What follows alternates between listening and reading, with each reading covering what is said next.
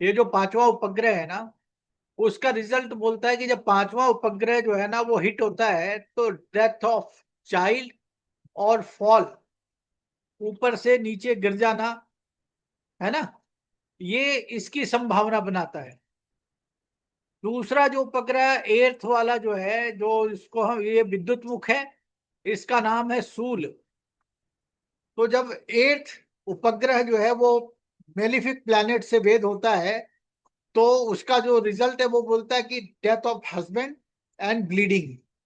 अब death of husband को exactly death of husband ही मत वो मत समझना। अगर कोई मेल पर्सन हो तो उसके हस्बैंड का क्या मतलब। तो जो सेवेंथ हाउस जो है ना वो पार्टनर को भी सिग्निफाई करता है। सेवेंथ हाउस से रिलेटेड जितने भी लोग हैं उन सबको सिग्निफाई करता है ना। तो एकदम लकीर के फकीर नहीं बनेंगे, वो उसको थोड़ा सा समझ लेंगे आप।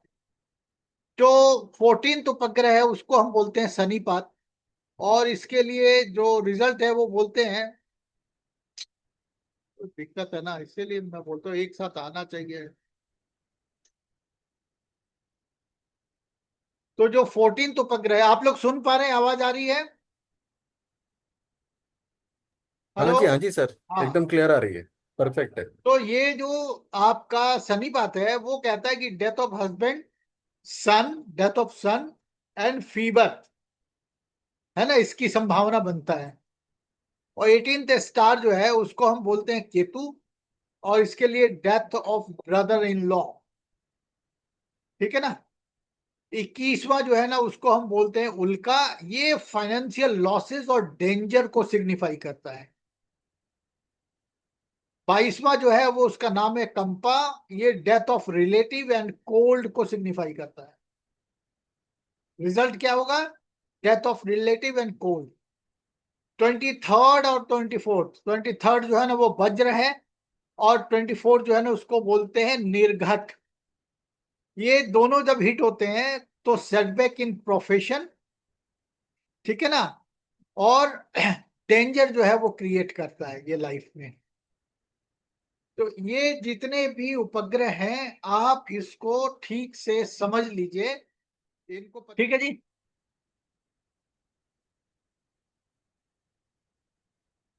आ यस जाओ। सर। तो उपग्रह कहाँ बिठाते हैं?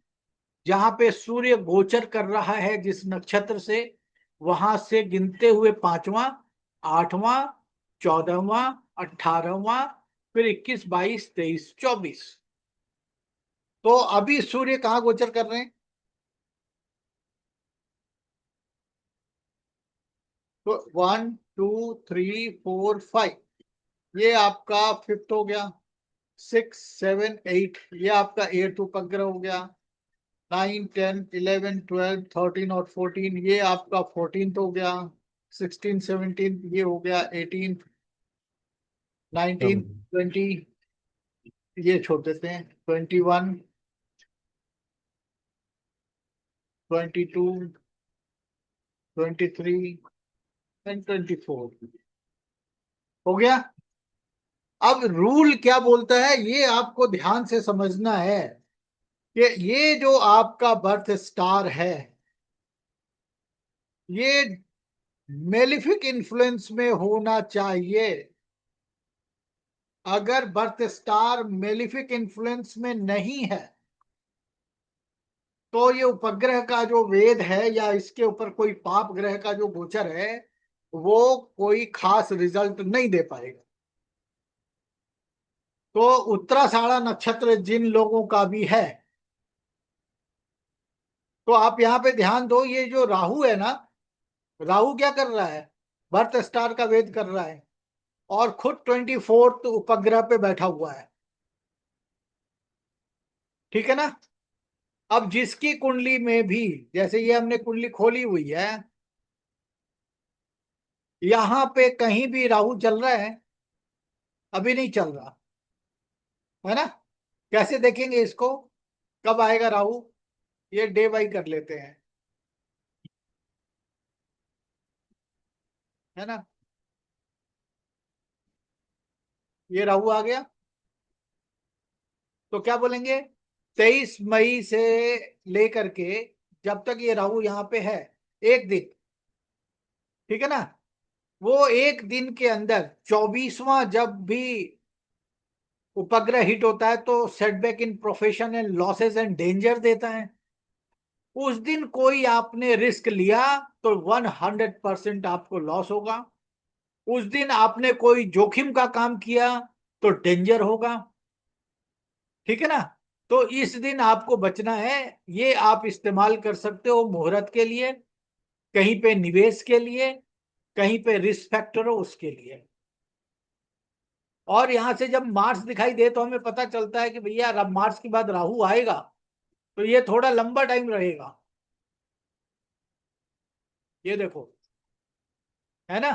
तो 2 जून से हम प्रिडिक्ट करेंगे, क्योंकि बर्थ स्टार भी हिट हो रहा है। बर्थ स्टार यहाँ पे देखो, एक तो केतु से हिट हो रहा है और एक राहु से हिट हो रहा है। दो दो मेलिफिक इन्फ्लुएंस आ गए। ऊपर से क्या हुआ, ये 24वें पे यानी कि फाइनेंशियल लॉसेस और सेटबैक पे आ गए। तो हम क्या बोलेंगे कि 2 जून से लेकर के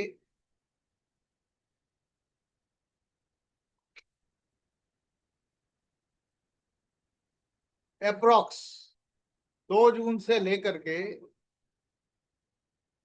28 जून, यहां पे अगर इस उत्तराषाढ़ा नक्षत्र वाले, जिसकी कुंडली के अंदर राहु की भी कोई दशा चल रही है, महादशा से लेके प्राणा, तो ऐसे में कोई भी जोखिम का काम करेगा जिसके अंदर बर्थ स्टार भी हिट हो रहा है और 24th जो उपग्रह है वो भी हिट हो रहा है, तो वो आपको financial losses, setback in business और लाइफ को डेंजर देगा। क्लियर हो गया। तो इसी प्रकार से कोई भी उपग्रह, अगर हम बात करते हैं कि उपग्रह का रिजल्ट क्या होगा, तो आपका साइमल्टेनियसली बर्थ स्टार भी पीड़ित होना चाहिए, उसके बाद उपग्रह पीड़ित होना चाहिए। बर्थ स्टार पीड़ित नहीं है और केवल उपग्रह पीड़ित है, तो जो भी घटना घटित होगी उसके लिए आप बहुत परेशान नहीं होंगे, क्योंकि जब शरीर बचा हुआ रहेगा, मानसिक स्थिति जो है ना वो सेफ रहेगी, तो वो जो भी होगा वो ऐसा लगेगा जैसे हाँ भाई चलो ठीक है, हो गया, कोई बात नहीं, देख लेंगे ना। बात को जो मैं बोलूं उसको आप ठीक से एक बारी को समझ के फिर देखना कि भाई आपको जो रिजल्ट मिल रहा है वो कैसा मिल रहा है, ठीक है।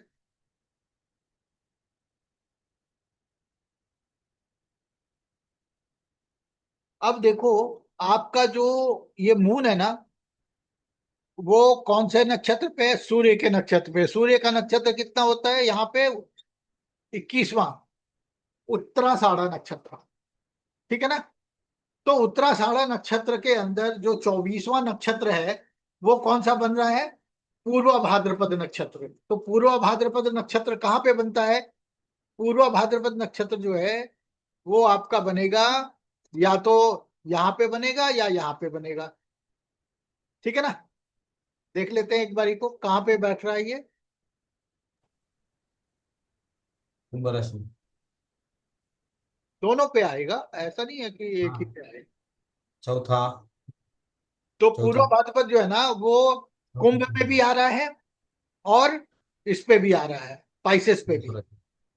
तो जब पाइसेस में जब तक राहु रहेगा, नहीं नहीं, हाँ, पाइसेस में जब तक चौथे चरण के अंदर राहु रहेगा, अभी शनि निकल के गए यहाँ से, तो जिनका भी उत्तराषाढ़ा नक्षत्र है और वो शनि की दशा चल रही है, राहु की दशा चल रही है, उन्होंने काफी अच्छा जो है ना वो प्रेशर लिया होगा अभी। अब ये जो है ना मीन राशि हो गई, इसके बाद थोड़े दिनों के बाद ये कुंभ राशि में आ जाएगा। अब रिजल्ट आप देखो कैसे चेंज होगा। तो ये मीन राशि कौन सा घर होता है? संतान का, है ना। और ये चौथा घर कौन सा है? प्रॉपर्टी का, व्हीकल का। तो जो लॉसेस जो होंगे ना, वो लॉसेस जो होंगे प्रॉपर्टी से रिलेटेड होंगे, यहाँ पे व्हीकल से रिलेटेड होगा। डेंजर होगा तो ये मदर से भी रिलेटेड हो सकता है। और अगर 5वें घर के अंदर आएंगे तो फर्स्ट चाइल्ड से रिलेटेड होगा। लॉसेस जो है ना, ये स्पेकुलेशन का घर है, तो स्पेकुलेशन इस समय अगर कर लिया तो भय भी लॉसेस होंगे। बात समझ में आ रही क्या बोल रहे हैं? तो आपका नक्षत्र के हिस्से, कौन सा नक्षत्र कौन से भाव में बैठा है, उस भाव का जो फल है उसी से समझना आप कि यहां से ये चीजें जो है ना खराब हो रही हैं। बर्थ स्टार आपका कहां पे बैठा हुआ है? धन स्थान में, कुटुंब के स्थान में। तो ये धन को बहुत ज्यादा बोलता है, कुटुंब के साथ कुछ बहुत गड़बड़ी हो जाए ये भी बोलता है। तो आपको चौथा घर, दूसरा घर, पांचवा घर, दूसरा घर, ये मिला के आपको रिजल्ट बोलना होता है जब आप ऐसे उपग्रह को बिठा के चलते हो। तो मेरी बात पकड़ में आ रही है क्या कह रहा हूं? और ये ऐसा नहीं है कि इसका रिजल्ट ऐसे ही चला जाएगा हवा में। इस टाइम पे स्ट्रिक्टली बोला गया है कि आप किसी भी हालत में, जब आपके 21st, 23rd और 24th ये उपग्रह यदि आपके हिट हो रहे हैं, आप नोट कर लो, 21, 23rd, 24, अगर ये उपग्रह हिट हो रहे हैं बर्थ स्टार के साथ, तो आपको फाइनेंशियल लॉसेस, डेंजर, समझे कि नहीं, डिस्प्यूट्स, ये रहेंगे ही रहेंगे। अब आपको दूसरी तरफ लेके चलो। मान लो आपका जो ये बर्थ स्टार है, ये हो गया आपका 21, तो 21 के बाद इधर आ जाएगा 3, इधर आ जाएगा 12, है ना? ऐसे ही आएगा ना। ये बर्थ स्टार है, ये 10th स्टार हो गया, ये 19th स्टार हो गया। इसका मालिक कौन होता है? सन। तो आपके सेंसिटिव स्टार पे मान लो कोई उपग्रह जो है ना यहां पे आ गया सूर्य के गोचर से, तो डिस्प्यूट, मानहानि, रेड पड़ जाना, समझ गए? आपका जो व्यापारिक स्थिति है वो सब के सब यहाँ पे बहुत ज्यादा पीड़ित हो जाएंगे। तो जब सेंसिटिव स्टार में, सेंसिटिव स्टार कौन सा हो गया आपका? पहला, 10वां, 19वां, 16वां, 18वां, 22वां, है ना? और 25, 26 और 27वां, ये आपकी कुंडली का वो स्टार है जो बहुत सेंसिटिव होते हैं। अगर इसमें कोई पाप ग्रह का वेद हो जाए तो आपको 50 परेशानी खड़ी होती है। जैसे यदि बर्थ स्टार का हो जाए तो स्वास्थ्य में गड़बड़ी, मानहानि, डिस्प्यूट, है ना, लॉसेस, सेटबैक, ये सब शुरू होते हैं। 10वां जो नक्षत्र है इसमें भी मानहानि, फाइनेंशियल सेटबैक, डिस्प्यूट, लिटिगेशन, ये सब होते हैं। 19वां हो जाए तो पलायन करना पड़ता है, सेपरेशन हो जाती है, डिस्प्यूट्स हो जाते हैं। 16वां अगर हो गया और 18वां हो गया तो ये फाइनेंशियल सेटबैक और डेंजर देता है। 22वां हो गया तो ये फैमिली के साथ डिस्प्यूट देता है। 25, 26 और 27 अगर हो जाता है तो जैसे मान लीजिए आप किसी जगह पे हेड है तो वहां से पद से उतार दिया जाता है आपको। 26वां, 27वां हो गया तो सेपरेशन हो जाएगा, फैमिली के अंदर जो है ना बंटवारा हो जाएंगी। ये सारी चीजें जो है ना वो आपको झेलनी पड़ेंगी। इसकी डिटेल मैं अभी आपको दोबारा से सेंड कर रहा हूं। आप यहाँ पे देखो सबसे ऊपर में लिखा हुआ है बर्थ जन्म स्टार। तो जब कभी भी कोई प्लैनेट बर्थ स्टार पे ट्रांजिट कर ले या वो बर्थ स्टार का वेद करने के साथ साथ इनमें से 1 से 27वें नक्षत्र का भी कोई पाप ग्रह वेद कर रहा है तो दो बातें हो गई यहाँ पे। बर्थ स्टार पे कोई आके वेद कर ले 1 से 27वें नक्षत्र का, या बर्थ स्टार भी वेद हो रहा हो और उसके अलावा कोई दूसरा भी नक्षत्र वेद हो रहा हो, तो क्या रिजल्ट होगा? तो क्या बोलते हैं कि अगर बर्थ स्टार का वेदन हो रहा है तो danger to native and death by वेदा बाई 2 स्ट्रॉन्ग मेलिफिक प्लैनेट। अच्छा, हम मैंने आपको लत्ता भी पढ़ाया, उपग्रह भी पढ़ाया। एक अकेला चना भांड नहीं फोड़ता, ऐसा हम मानते हैं ना। तो जब तक 2 या 2 से अधिक मेलिफिक प्लैनेट का इंपैक्ट बर्थ स्टार पे नहीं पड़ेगा तब तक आपको ऐसा नहीं लगेगा कि मेरे साथ बहुत परेशानी है, बहुत डेंजर है। तो यहाँ पे दो मिनिमम बोले गए हैं मेलिफिक प्लैनेट। तो बर्थ स्टार जब कभी भी पीड़ित हो किसी का भी, तो बहुत सावधानी रखनी चाहिए। अगर बर्थ स्टार के साथ साथ सेकंड स्टार, यानी कि मान लीजिए आपका मृगशिरा नक्षत्र है, तो मृगशिरा के बाद क्या आता है? आद्रा। किसी का रेवती नक्षत्र है तो रेवती के बाद क्या आएगा? अश्विनी। किसी का मघा नक्षत्र है तो मघा के बाद क्या आएगा? पूर्व फाल्गुनी। तो आपको ये ध्यान रखना है कि आपका बर्थ स्टार पहले नंबर का स्टार माना जाएगा, और वहीं से 27 तक की गिनती करेंगे। पुष्य नक्षत्र है तो 8 9 10 11 12 ऐसे करते हुए चलेंगे, और 8 को बोलेंगे 1, 9 को बोलेंगे 2, 10 को बोलेंगे 3, इस तरीके से। क्लियर हो गया ना? कोई डाउट हो पहले बोल देना।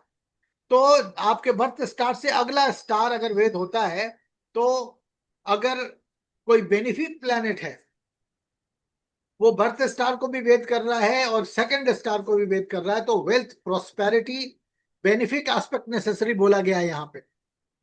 प्लीज रवि जी बोलिए। सर बस वही एक छोटा सा ही क्लेरिफिकेशन था। हाँ, यहाँ पर सूर्य की पोजीशन से अगर बर्थ स्टार और सेकंड स्टार।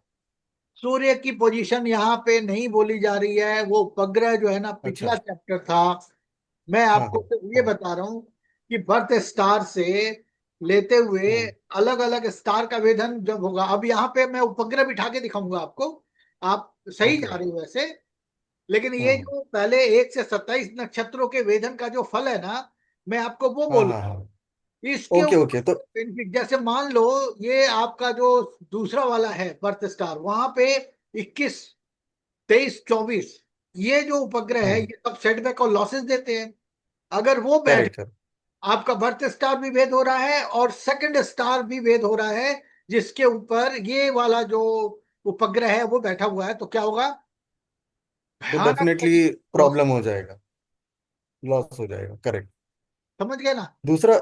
हाँ सर, एक चीज खाली था, तो इसमें हम लोग सिर्फ ये देख रहे हैं कि जो भी मेरा सेकंड स्टार होगा, वो सेकंड स्टार पे किसी भी मेलेफिक प्लैनेट का वेद नहीं होना चाहिए। हाँ, अगर मेलिफिक हुआ तो वो वाला टाइम पूरा लॉसेस का जाएगा, और वो मेलिफिक प्लैनेट दशा में भी होना चाहिए। हाँ हाँ, जैसे मंगल है, तो मंगल है तो मंगल की महादशा, अंतरदशा, प्रति अंतरदशा या सूक्ष्म दशा होनी चाहिए। कोई भी दशा होनी चाहिए। तो जब कभी भी ऐसा हो रहा हो ना, तो आपको क्या करना हम्म। है? फाइनेंशियल रिलेटेड जितने भी मैटर हैं जो रिस्क फैक्टर में है, उसको देन एंड देयर स्टॉप कर लो। स्टॉप कर दें। भाई यहाँ नहीं लगाना है पैसा, निवेश यहाँ नहीं करना है, यहाँ किसी को देना नहीं है पैसा।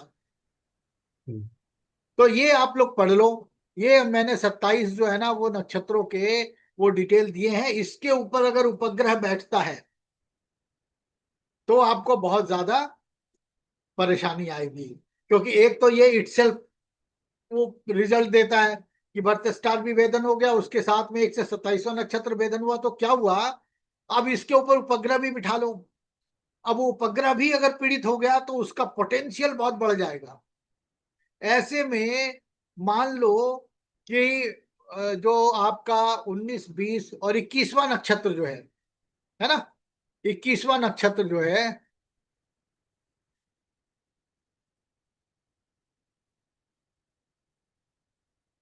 21वां नक्षत्र जो है सिकनेस और एक्सीडेंट है, और 23वां जो है dispute sudden death and misunderstanding है।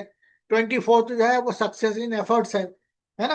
तो इनमें से अगर कोई ऐसा देख लो, इम्प्रीजमेंट, मर्डर, डिस्ट्रक्शन, 27वें नक्षत्र के ऊपर बर्थ स्टार से ठीक पिछला वाला स्टार के ऊपर में यदि 24वां 23वां या 21वां नक्षत्र बैठ जाए, बर्थ स्टार के साथ ये भी पीड़ित हो रहा हो, तो imprisonment, murder, destruction of house, ये सारी चीजें जो है ना वो नहीं शुरू हो जाती है। 26वें में क्या बोलता है? Defeat by enemy, division of देश और प्रॉपर्टी।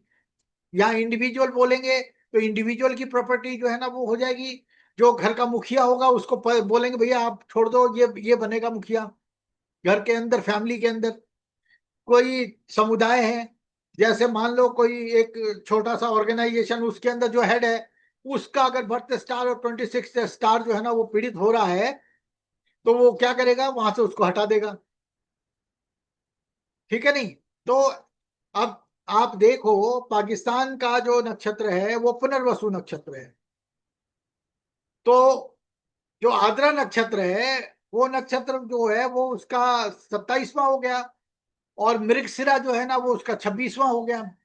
तो जब कभी भी पुनर्वसु और मृगशिरा नक्षत्र एक साथ पीड़ित होंगे, और उसमें 21, 23 और 24वां उपग्रह भी बिठा दो, तो उस टाइम पे पाकिस्तान के अंदर जो है ना वो बहुत, आप देखोगे कि जो सत्ता परिवर्तन है, जो उसके मुखिया हैं, जो हेड हैं, जो प्राइम मिनिस्टर है, या जो फिर आपका मुनीर है, ऐसे लोगों जो को जो है ना पद से हटा दिया जाएगा, या वो भाग जाएंगे या देश छोड़ देंगे। ठीक है नहीं? तो ये इस तरीके से आपको प्रिडिक्शन करनी है। तो 1 से लेकर के 23 नक्षत्रों का फल यहाँ पे दिया हुआ है। उसके साथ भी आप मिला सकते हो कि आपका मून कहाँ बैठा है, और ये आपका जो नक्षत्र है वो कौन से भाव में पड़ेगा। तो हर राशि में 3 नक्षत्र होते हैं, उस हिसाब से आप घर बिठा लो। मेरी बात क्लियर हो रही है आपको?